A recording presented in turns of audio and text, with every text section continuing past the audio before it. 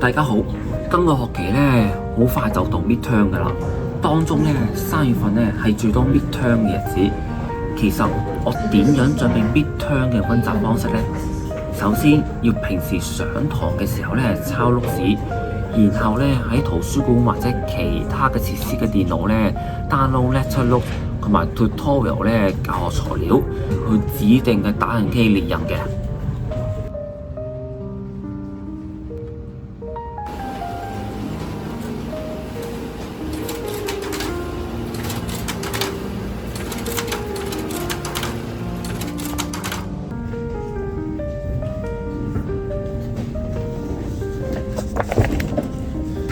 印完之後咧，可以睇一睇紙張嘅錄紙同埋題目啦，可以咧開始熟習下，譬如 highlight 嘅重點同埋試下做一次。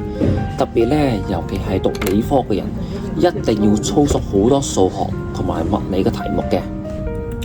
其實咧，我覺得讀理科咧好有挑戰性，想攞高啲嘅 GPA 咧一啲都唔容易嘅。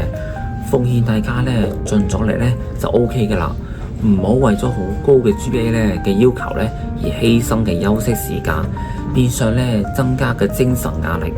不過 midterm 咧一定要準備好好嘅時間嘅分配。今日就講到嚟呢度啦，下次再見。